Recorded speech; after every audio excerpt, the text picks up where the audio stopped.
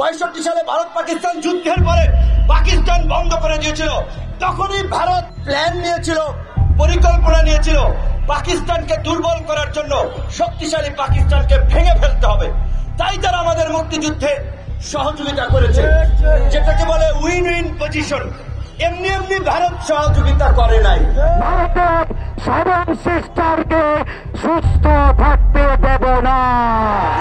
আমরা রাষ্ট্র সংস্কারের কাজে রয়েছি, যেখানে পার্শ্ববর্তী দেশ আমাদেরকে সহায়তা করার কথা, সেখানে তারা নানাবিধ বিভিন্ন আন্তর্জাতিক ষড়যন্ত্রে লিপ্ত হচ্ছে।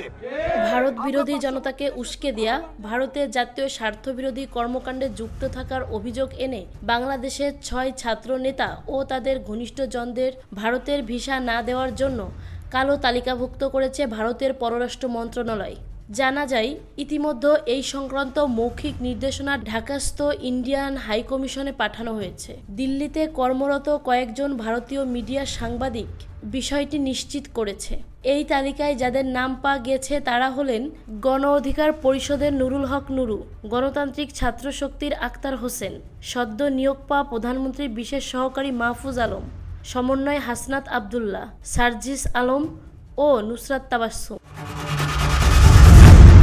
ডিপ্লোম্যাটিক নোটে এই ব্যক্তিবর্গের ঘনিষ্ঠ লোকেদের ভিসা দেওয়ার আগে যাচাই বাছাই করার নির্দেশ দেওয়া হয়েছে।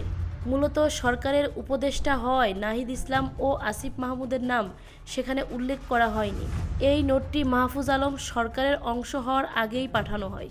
ফলে বর্তমানে প্রধান উপদেষ্টার বিশেষ সহকারী হওয়ার পর মাহফুজ আলমের জন্য ভিসা নিষেধাজ্ঞা প্রযোজ্য হবে কিনা তা জানতে পারেনি গণমাধ্যম কর্মীরা। এদিকে ভিসা নিষেধাজ্ঞা নিয়ে বিস্তারিত জানতে চাইলে নাম প্রকাশে অনিচ্ছুক সরকার ঘনিষ্ঠ একজন সাংবাদিক বলেন, বাংলাদেশে ভারত বিরোধী মনোভাব তৈরির নেতৃত্ব দিচ্ছে নুরুল হক নুরু ও আক্তার হোসেন। অন্যদিকে পেছন থেকে ভারত বিরোধী চেতনাকে শক্তিশালী করার কাজ করছে মাহফুজ আলম।